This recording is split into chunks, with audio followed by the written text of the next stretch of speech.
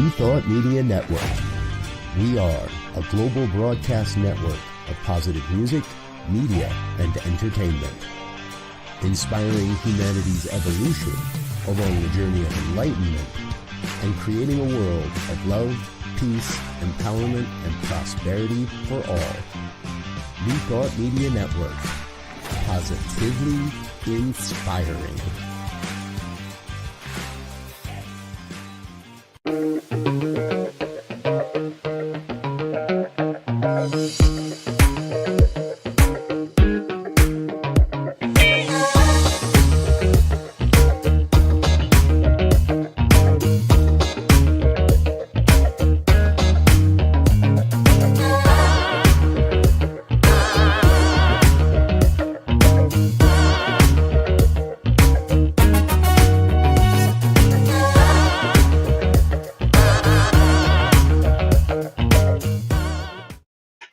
And hello again, dear ones. Dr. Robert with you over here. I think Rev Z might have gotten frozen. Welcome to New Thought Today here on the New Thought Media Network. I am Reverend Dr. Robert Brzezinski. My co-host, Reverend Elzia Sekou, is here somewhere in the Ethernets. And our guest today, Reverend Joyful Flecther-Thompson. She is the current president of the Divine Science Ministers Association and somebody I have been working to have on the program for a while now. I know we got bumped at least once, maybe even twice, getting in our schedules together and getting you on the program. So I'm so grateful you're here. Welcome, welcome. Well, thank you. And I'm grateful to be here as well. Thank you. Thank you so much. It's very good to have you. Yes. Yes. So, and we want to learn all about your ministry and who you are and what you do and show up in the world. And you've got this kind of important sounding title there, President Divine Science Ministers Association. Tell us a little bit about what that is and what that role entails and all of that. And then we'll kind of take a deeper dive into who you are and your ministry beyond the organizational stuff. Sure. Well, I'm a Divine Science Minister, and the Divine Science Ministers Association is for support of the ministers, to provide resources, support emotional and spiritual support. And it's a really great organization. It's great. Beautiful. So sometimes we provide educational and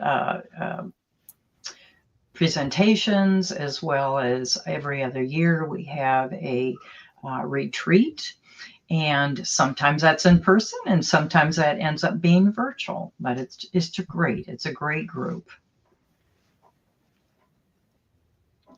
So what I do outside of that organization is my day job is a hospice bereavement coordinator. I've worked both as a hospice chaplain and the bereavement coordinator.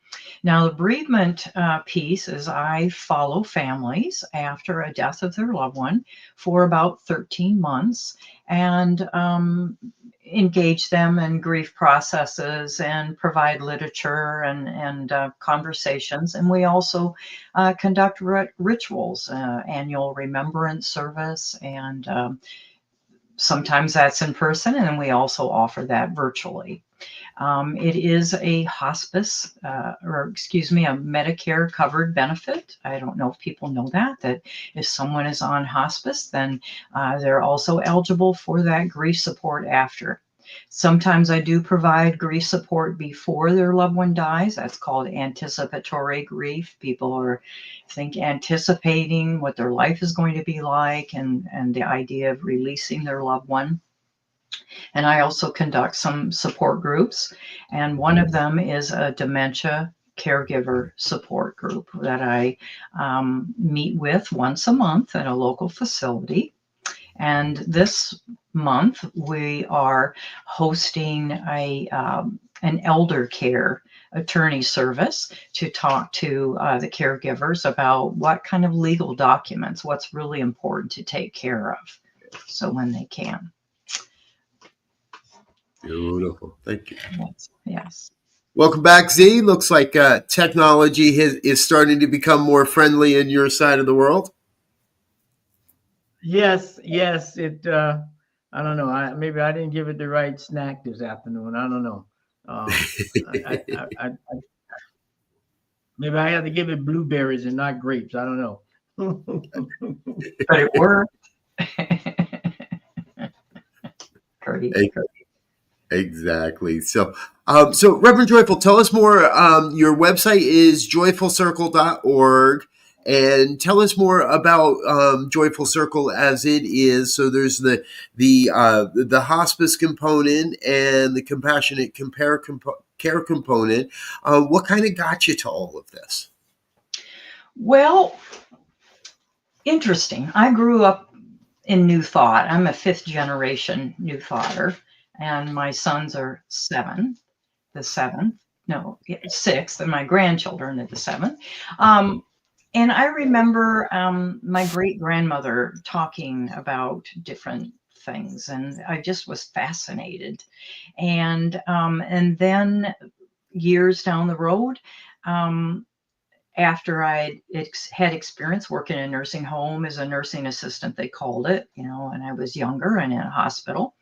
And I thought I wanted to be a physician or a doctor, and I considered that and looked at colleges, but I made different choices. Years later, my grandmother was in the hospital, and I went to visit her because it seemed like she was going to be transferred to a nursing home, and I didn't want her to have to do that herself.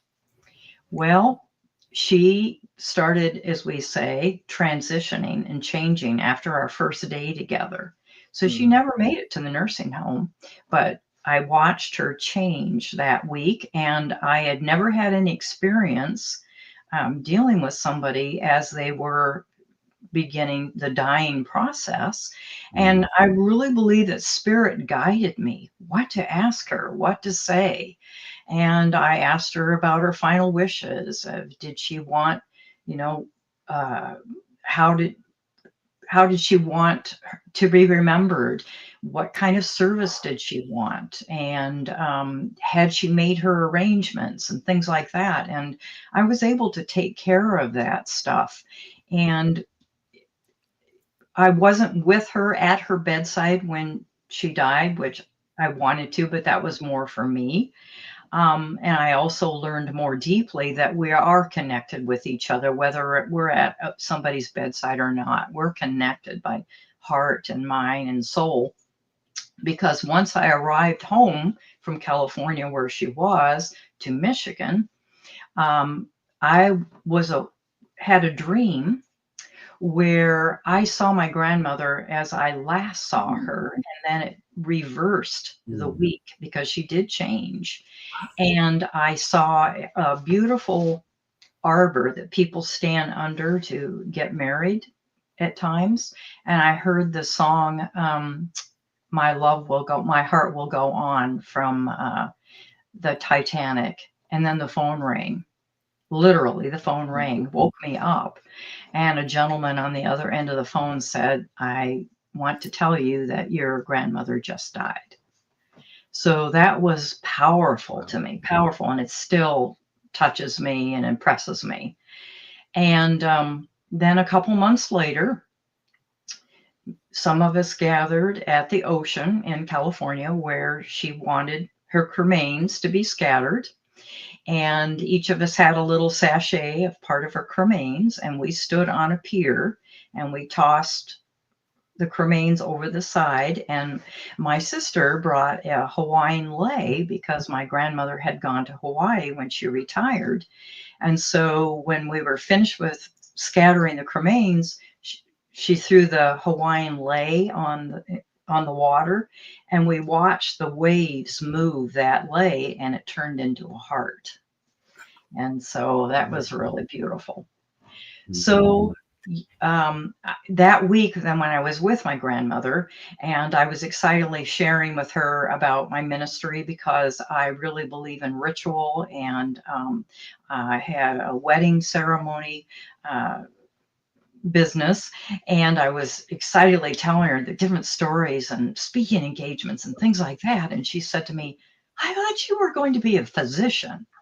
I said, "Well, I guess it's a metaphysician."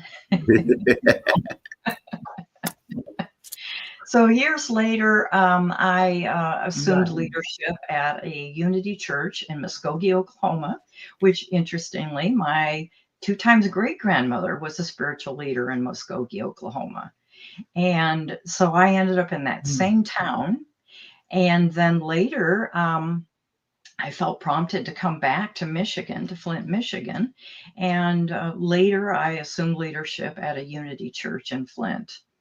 And while I was there, we received some mail, and they were asking for hospice volunteers. So I explored that, and I took some training as a hospice volunteer, and I also took advanced training as to be a bereavement volunteer. And then within a couple of weeks, one of my friends that didn't know, but again, that connection with each other, said, "I have something that I think you'd be interested in. We have an opening here as a hospice chaplain." So that was probably about 17 years ago. And I've been involved with hospice that long in various capacities. And I love it. I really, really love it. And then one thing led to another. I felt restless. I felt a learning like it was time to explore some more. So I started taking courses through the Conscious Dying Institute that is based in Boulder, Colorado. Yep. And since then, I've graduated as an end-of-life doula, end-of-life educator and advocate, as well as an end-of-life coach. So joyfulcircle.org encompasses all of that, and it lists some of the classes that I facilitate and some of the other services that I provide. And one of them is a class where it's over a series of 6 weeks to help you identify what's really important in your life and to embrace death as your friend so that you really embrace your life instead of running from in fear. Yeah. So, Wow. 7 generations. Yes, my grandchildren. Yeah. And your 5th generation. I guess I had never put it together that we've been around that long. Right. My great grandmother was best friends with Margaret Butterworth, who was Eric Butterworth's sister, and she knew their mother, May Butterworth, in Compton, California. So, yeah. Wow. Yeah, that's amazing. Because I wound up when Eric Butterworth was doing stuff at Lincoln Center in New York. I would go, a friend of mine invited me, and this was before I knew anything about New Thought. He invited me several times. He invited me once, and then we kept going, and I would go on my own to listen to him. And I had no idea who he was, really. I mean, I went a lot, and I enjoyed it, and everything. But in terms of putting the two together, right, no concept. And it took me, I don't know, 4 or 5 years having left New York and my friend making this transition that I started putting the dots together, and I said, wow. So that was interesting. But I love that story, if you will, that you just gave, because one of my aunts just passed away like 3 days ago. And right after she had her birthday, a few days after that, she passed away. And my cousin took pictures of the birthday, which she was, fairly lucid, and then some afterwards. And you could see the different person that was there on one day, and a few days later, a different person was there for sure. And it's, for me, I think about the all of the activities that are transpiring out in LA and the surrounding area and the loss and stuff there. And, the idea of full life circle is becoming more and more apparent, I would say, for lack of a better word. And to have someone like you available to shepherd, if you will, people through that process, where no matter which side of the equation they're on in that journey, I think is brilliant. And I think we all, as ministers, definitely we have our brief moments of it, but it's, as a minister, I think it's something that we have to begin to get steeped in, because it is full circle. And if we're going to practice and teach a metaphysics that talks about the spiral of life, then we have to be prepared to not just, talk to it, but to give some feeling and some heart to it when we talk to people and our practitioners and everything, when people go through that experience. Yes, I believe that too. Thank you. I see. It seems for me, we don't experience in New Thought as much, I guess, that we don't have that like lifetime minister. Mm-hmm. People don't. Now, number one, people in New Thought generally don't find ministry or start in the ministerial path until later in life. Right. But in many traditions, there is that lifetime minister that does the baptism and the blessing and the marriage and the death and the service and does that full and is part of generations, multiple generations of family. I think you sharing that you're a fifth generation New Thought strikes me as a little surprising, just because, again, we don't have that sense of deep multi-generational tradition that many other religious organizations and traditions do have, where I might stray and I might go away, but Father so-and-so is always going to be there when I go home to visit, and I'm always going to be able to, and with New Thought, we move around a little bit more. We don't seem to quite have that longevity. So I really love what you're doing and think it's really, really important, because just your presence helps instill in all the rest of us that deeper sense, that deeper consciousness. How do we embrace and honor and celebrate the entire life cycle, not just the brief moment that I might be a part of that life or influenced by that life. And one quick thing is that by being a fifth generation, right? So even when you were young and growing up and wasn't probably paying any attention, not paying full attention to any of this, the principles and the teachings were steeped in the family. So things that have become a commonplace, so to speak, were ingrained and infused with these teachings. So your embodiment of it, I would imagine, as you begin to study and get more into it, I would suggest that maybe things popped up. So, yeah, grandma did this, dad did this, mom did this, because it was ingrained. And I so love that, and I'm jealous of that, because that's what we're trying to teach people to do, is to embody these principles so that it's not something that you necessarily have to study. You can go and refresh yourself, but it's not something you have to study, because study implies I got to learn it. But if I grow up with it, I'm steeped in it. It's who I am.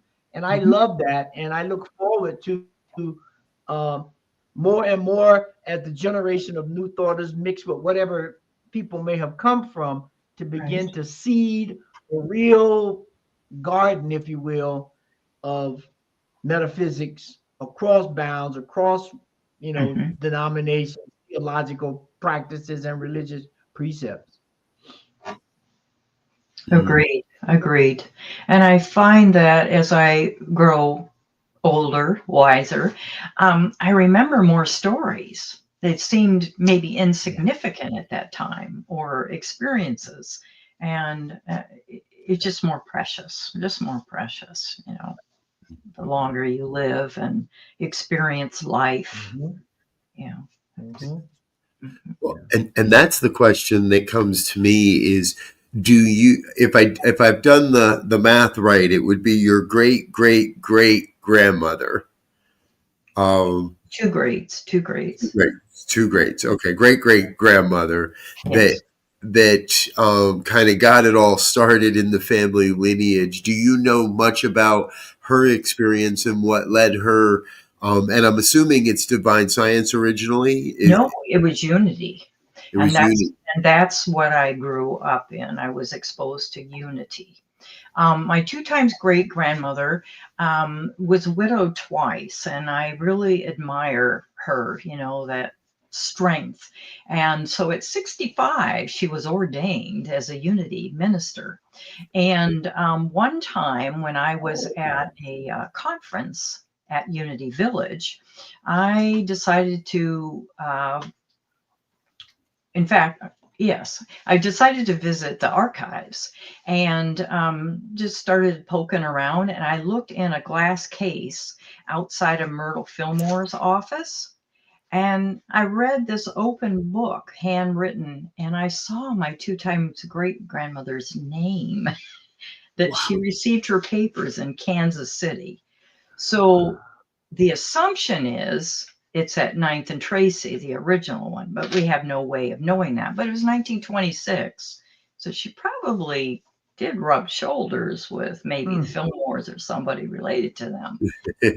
And then she went to Muskogee, Oklahoma, and my grandmother wrote me a letter about this, that she would often take tracts, the little pieces of literature, and then she would collect like food, like bread or clothes or something from people in the area. And then she would walk to the segregated areas of town and not only give them something for their physical sustenance, but the literature.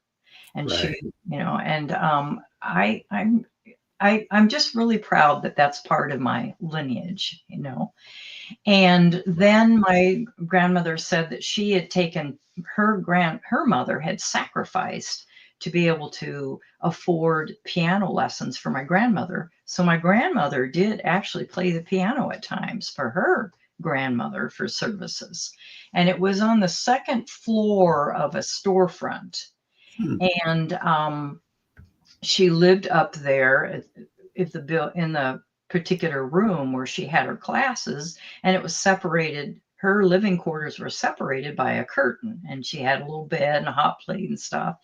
And then she would have her little services on the other side. And when I was growing up, I really didn't like my name. Things were going on in my life and things, and I really feel that your name is important, and I didn't feel I could live up to it. And yet later, when I read my grandmother's letter that said that my 2 times great grandmother would climb the steep stairs up to that area where they had the service, and she would say, "Joy, joy, joy," as she went up those stairs. So that has a little bit different significance about my name. And so in Muskogee, Oklahoma, that's where she ministered. And and I actually have her New Testament Bible that my grandmother gave me when I was 16 years old, and that had a rebound, and it has a little unity wings on it and things. So yeah. And this is your grandmother's mother we're talking about, right? Her grandmother, my grandmother's grandmother. Yeah. Oh, wow. Yeah. I mean, to think about that back then at 65, becoming ordained and then going to a whole different lifestyle from Michigan to Oklahoma. Yes. I'm not sure if that's where she came, but I'm thinking that is. I'm like, that's like night and day, and the Right. faith and belief to go to like night and day, and Yes. and be a trendsetter and and some people might say a rabble rouser, going down there giving stuff to people that are not part of the That's right. a That's great right. community. She Is was a testament to this teaching. That's right. Yeah. Yeah. She believed in supporting people, and thank you. I agree with that. I also remember another story that when it would be my great uncle was very ill and he wasn't expected to live. So my 2 times great grandmother showed up and said, well, I'm taking care of him.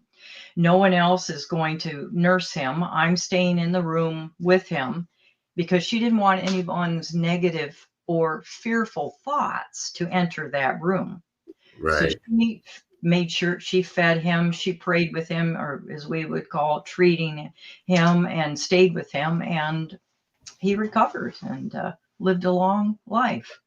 So I thought that was fascinating too, that she was so, because she was trained well by those New Thoughters, that, you don't want negative thoughts and other people's fear to interfere with your healing. So. I remember Divine Reverend Kathy Vogt, Dr. Fred Vogt's wife, many times would say, why in the world are we praying for someone to have a peaceful death? That is not what we do. Mm-hmm. We're praying for them to have a peaceful life. Yes. And however that life would be. And she would often talk about it. We were becoming too quick to just, oh, okay, yep, they're going to die, and be laissez-faire about it, and just accept the fact that, okay, and pray for them to be done with it already, kind of thing. And that, no, a new thought is based on that. Get clear, get the disbelief out of the equation, so that the patient, if you will, can experience a true sense of trust, of faith, of a deep assurance that life is eternal, and they are continuing to live. Right on. This is rich. I love these. And I just attended a work session, and this is amazing to me, that at my job we have wellness programs that deal with everything from diet to meditation to exercise. That just 5 years, 10 years ago, definitely maybe 7 years ago, those things weren't heard of in corporate America, right? Right. And now that they are, I think it's great. But we had a session today that was talking about the flow state, right? Which in metaphysics, we might call that being in the presence. And they were talking about the different biochemical, adrenaline and serotonin and things like that were being released when a person was in a certain environment or a certain state. So with your grandmother there, creating an environment that allowed the brain. This was a fascinating thing, because it talks about what we do in metaphysics, is that when we get out of our conscious mind and allow the subconscious mind to take over, we block what's going on in the frontal lobe. There's a whole nother magic going on behind there. And if we can create that and allow that to flow, which is what a good minister and practitioner is striving to do, it's like being in a magical place all the time. Exactly. Folks, we are in a magical place all the time. It's called New Thought Media Network. And that means that we're going to take a minute to say thank you and be in that magical space with some of our sponsors and those that make all of this happen. So please, while we grab a sip of water and a quick stretch, we're going to let you check out a little bit more about what we're all up to. This is New Thought Media Network and New Thought Today. We'll be back in just a minute. Stay tuned. We'll be right back after these messages.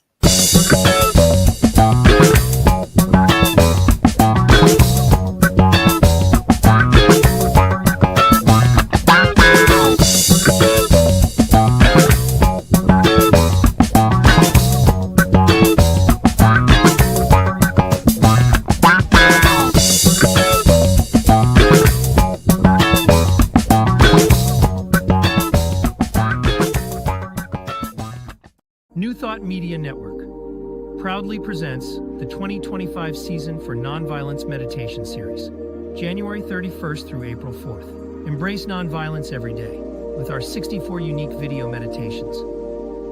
Join us at 6 a.m. Mountain Time or watch anytime on our YouTube channel. Featuring a collection of New Thought voices, the 2025 season for Nonviolence Meditation Series. Only on New Thought Media Network, January 31st through April 4th.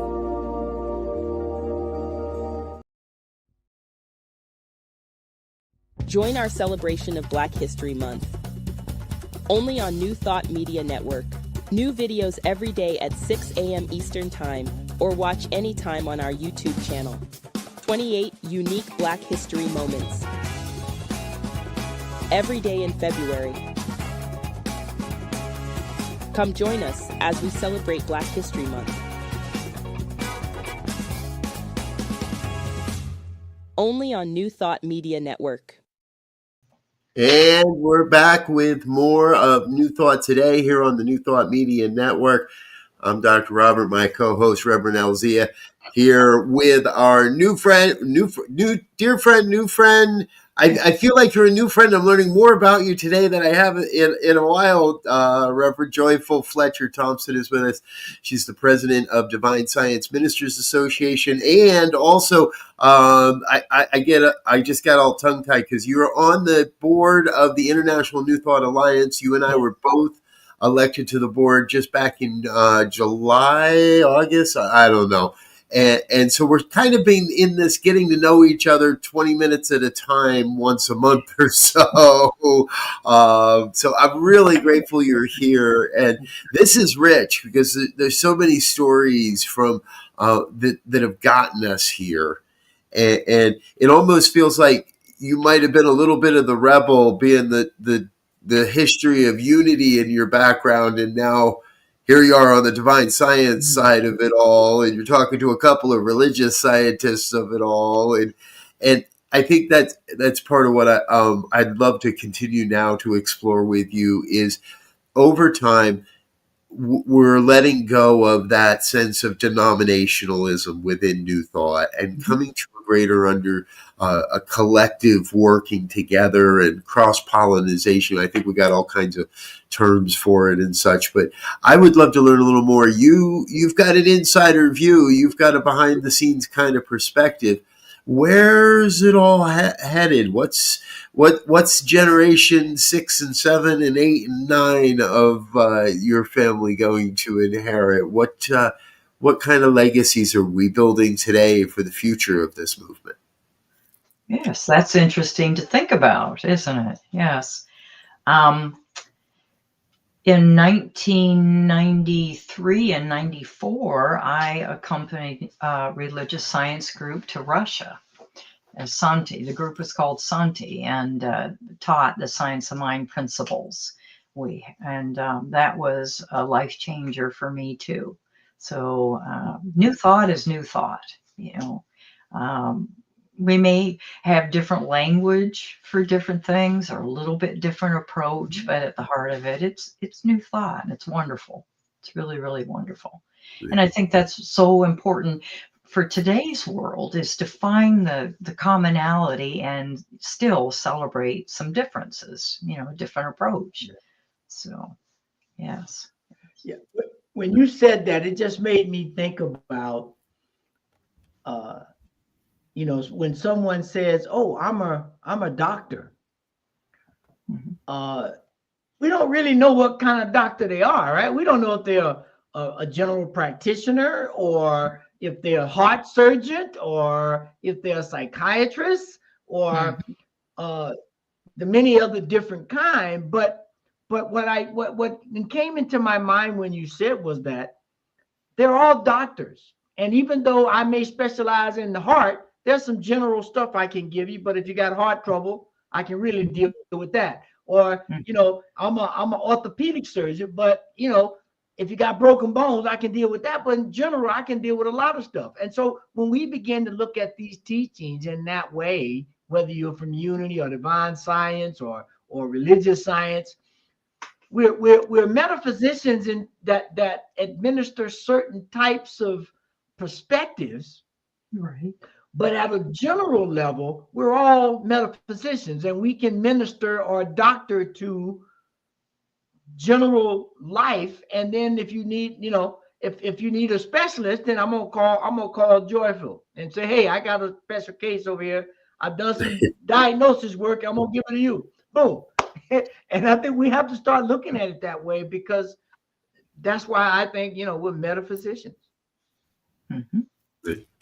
Yes. Yes.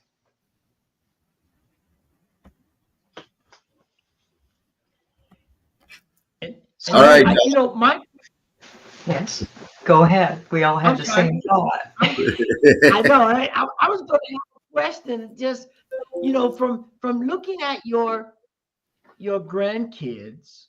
I'm not sure how old they are, or if they, but how do you see them fitting in to this philosophy? Because one of the challenges I think all religious traditions are having in some way or another is attracting and keeping the young people.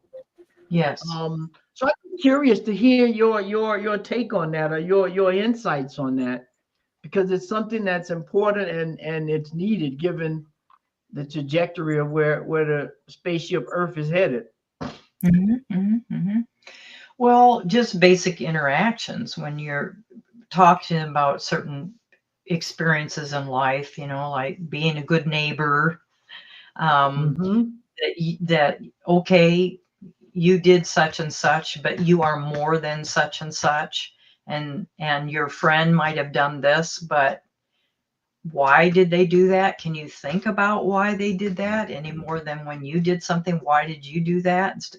Just being considerate of each other, and consider that, and be positive, just really positive, and know that the inside knows the answer.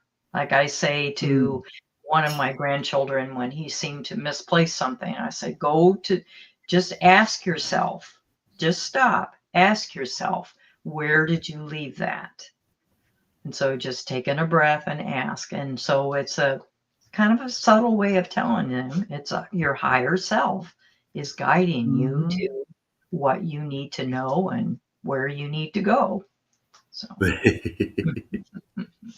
what you need to know, and where you need to go. I like that. Yes. Yeah, and that concept of asking, of having them ask, why did they do it, or why did you do something?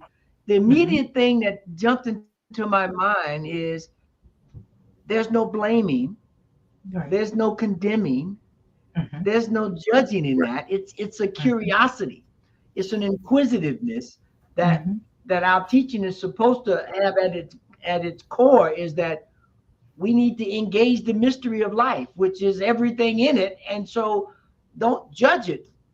Look at it, turn it different ways.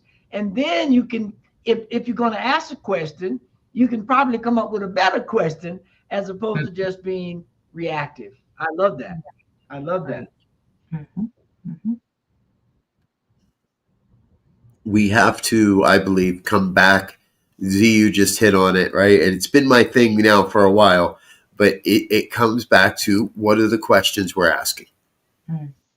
Right? And just the way we're talking about it, right, Reverend Joyful? You get to play with your grandkids, which means the kids are old enough that they went through their, let's say, normal, I don't want to call it teenage rebellion, but your kids had that chance to go through that normal stage of questioning, do I believe what it is my parents have been teaching me?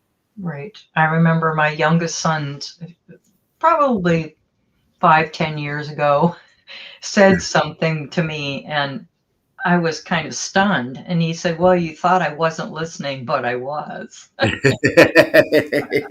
Exactly. And that's part of what I'm seeing here, right, is we can't, and I'm sure there's plenty of parents out there right now who have kids that have said, yeah, I don't believe what you're talking about, and don't, and have chosen to look at life from another path. Part of, for me, New Thought is we come to it when we can give the most to it, and it can give us the most in return. But we have to be willing to approach the philosophy, approach the practices, and be in a place. And I've reflected on this recently with other friends that, right, not everybody comes in the door feeling broken, abused, or not good enough. But the majority of people do. And there is a group of people that are coming in the door that feel like, I got my stuff together. What's this thing? And I think more and more we see more young people in that place where, whether they do or they don't, whether our perspective is they do or they don't, they feel like, I've got some stuff together. And I think a lot of it is this generational upbringing that they can't really identify or don't identify as New Thought. But if you sit and chat with them long enough, they go, oh yeah, my great grandma was in Unity, or my grandma was, oh, there it is. Yeah. And it's still kind of there for you. Right. Yes. Right. It's passed down through the generation. And you know what's interesting? Yes. Yeah. And what's interesting there, that you bring up is that, I guess not in the religious context, but like in general, like we, in a lot of ways, we tell our kids, boy, I don't understand your music. Our parents told us, I don't understand your music. And I'm probably sure that was, ubiquitous, right? But what it brought up for me was this idea that as we keep living, I used to, try to go back and forth with my father, and he would do it for a minute, if you will. And then he'd say, well, just keep living. If you just keep living, you're going to come around to this point right here. And then maybe you'll see it from a different perspective, right? And I think, when I look at the world now, the world is more New Thought in general. When we look at the types of things, the commercials, the movies, take away all of the crazy ones. But that New Thought perspective and philosophy is now becoming steeped in our culture. Yes. And it's only it's going to be, I hate to use this term, it's going to be like a Manchurian candidate, maybe, that something's going to happen in consciousness of everybody is going to wake up and say, oh my goodness, what is going on? And I need to get busy. Well, technology shows us how we're connected too. It's definitely, we're awakening as a collective consciousness to a different way of thinking and feeling and responding to each other. So it's exciting. Yeah, it is. It really is. I find it fall back a lot to something you say, Z, and that is, right, this is a whole system kind of conversation. And to me, so it does matter where you enter into the conversation. Today, we entered into the conversation exploring the full cycle of life, and and being reminded and having a moment or two to reflect on not only our own mortality, but the experiences around that transition of our lives. But from there, we get to take that and look at it and say, okay, so what do I want to do with this information now? Mm-hmm. And New Thought is great. And there's a lot of great communities, a lot of great organizations that are really good at disseminating information. For me, one of the things I see is now more than ever, it's time to activate that information and not just be sharing that this is real and this is how it works and this is what you do if you want this. And if you want to get rid of that crick in your back, you say this prayer. And if you want to get some more money, you say this prayer. And if you want to find yourself a good relationship, you say this prayer over here. And you know, today's market, you just got to think about it. Somebody will give you a car. It's like, that's the way it is. But we've got to learn, but we've got to really be willing to say, okay, how do I individually take this and do some good with it? Yes. Do some real good with it. Yes. Yeah. And make a difference, a contribution, you know, is part of your legacy to the greater good. It reminds me of that statement that Ernest Holmes would say, you know, I'd rather you learn one paragraph, and I'm paraphrasing, one paragraph of this teaching and activate it in your life than to be able to memorize this whole book. That activation begins to create that environment. It creates that feel. And so when people get in it, they may not do what you do, but they'll be activated to do whatever it is resonating within them based on that vibration, that energy field, that consciousness that you set forth. And it's amazing when, you know, that flow state, that's that flow state that we get in. And when we can do it consciously, which is what this workshop at work was about today, was about how do you consciously get in the flow so that it's not something just occurs and you join it and you're very effective, but now it's going and you're trying to figure out what's next. So how did I get there? And they're doing studies on the brain and all kinds of things to try to understand that, to help people be more and more in that flow than not. Well, heck, that's easy. We got that answer. Yes.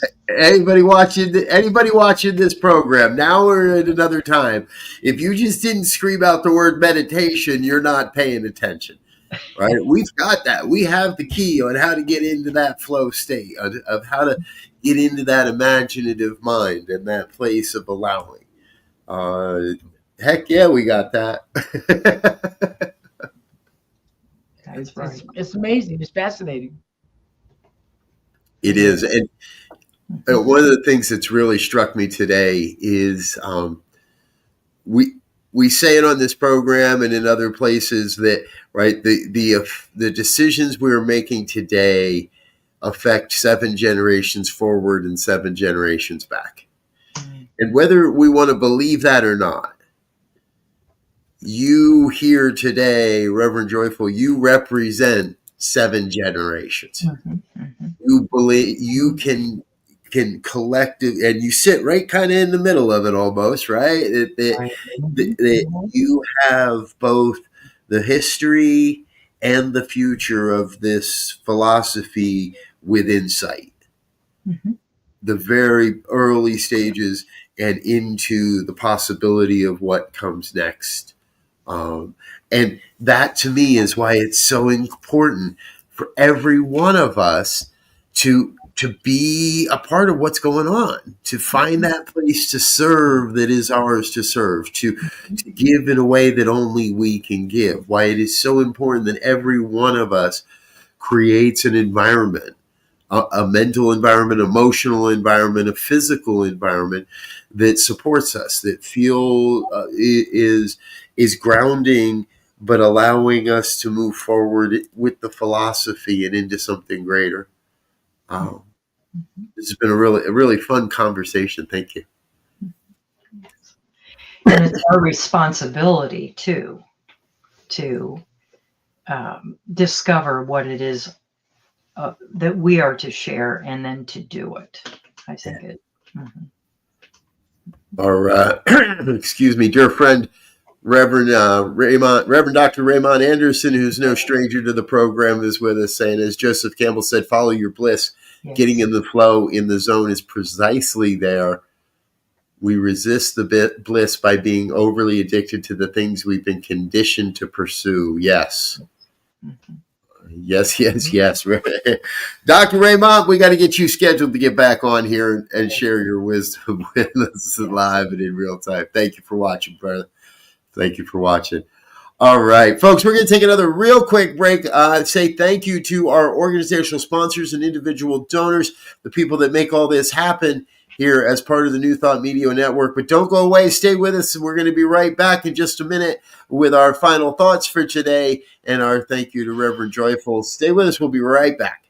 Please help us say thank you to our organizational sponsors, including the Hefferland Foundation, Affiliated New Thought Network, International New Thought Alliance, Science of Mind Archives and Library Foundation, Center for Spiritual Living Denver, Center for Spiritual Living Midtown, New Thought Philadelphia, Planned Happiness Institute, Summit Center for Spiritual Living, One Heart Retreats, Center for Spiritual Living on the Lake, Unity Kitchener, Unity Spiritual Center Ottawa, Om Center for Spiritual Living, Satya Center, Begin Within Ministries, Center for Spiritual Living North Jersey, Unity of Savannah, and the Center for Spiritual Living Seattle, as well as all of our individual donors. Thank you for being part of the New Thought Media Network. Please like, share, and subscribe.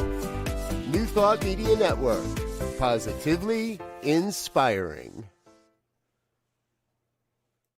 Yes. Thank you to all of our organizational sponsors and individual donors. It's thanks to folks like you that we're able to take this mighty message of the New Thought movement out into the world, share it in these programs and all of our programming. If you'd like to learn more, head on over to our website, ntmedia.org/donate. We'll get you in our next thank you video. All right. Thank you. And with our thank yous, Reverend Joyful, thank you so much for being with us here today. Thank you very much. It's good that you're here. And we have a tradition around here called Final Thoughts, where we get a chance to circle around the room before we wrap it all up. And today we're going to start with my brother, Elzia. Rev Z, any final thoughts? Yeah, I just so enjoyed this. And the one thing that continues to pound in my head after this conversation is we have to get more. And you know, my wife doesn't like me to say have to, but I'm going to say we have to get more into whole system living, right? Where we are looking at life as one complete system, physical, mental, emotional, and spiritual, and that they're all intertwined, and that we have to begin to live from that knowledge and understanding, and with that in mind when we do anything. And so that's a great reminder for me, Reverend Joy. Thank you so much. Thank you. Reverend Joyful, final thoughts. Well, yes, thank you very, very much for this opportunity. I enjoyed it so much. And if anyone is interested in some of the work that I do, I invite you to go to joyfulcircle.org, and also a series of classes that I do facilitate do focus on the different areas of our life, as was mentioned by Reverend Z. And that we talk about all aspects of every area of our life, mental and emotional, spiritual, physical, and practical. And also, I do lead support groups for grief and other things. So I really would look forward to hearing from you. Beautiful. Thank you. Thank you. Thank you. Yes. And I also appreciate you being here today and joining us in all of this. We've had such a great conversation. I completely forgot to mention your work on the board at the International New Thought Alliance and the work that we're getting to do there together. I am currently actually in Mesa, Arizona at the archives that we're preparing to move. And I know that you've been involved in those conversations as well. So we're going to have you back on for that conversation another time. For a deeper conversation. But for me, this conversation also was very, very rich. And it really, it anchored for me the importance of holding that space for the multi-generations. Whether you're the first generation in your family that's learned of New Thought, or the fifth or the seventh or whatever it is, but to be in that place of holding that sense of multi-generational wisdom that we are inheriting, but also passing forward and infusing that with the New Thought philosophy, New Thought practices and principles. So I think it was I'm going to chalk this one up as a win and put this in the top 20 on the archives. And we've got about 4 years of shows now, so the top 20 is a pretty good spot to be in, I'm just going to say. Awesome. Folks, thank you so much for being with us here today on the New Thought Media Network. On behalf of myself, Rev Z, Rev Joyful, and all of our team, we want to thank you for being a part of what we're doing here. Until next time, we wish you peace and richest blessings. Bye now. Bye.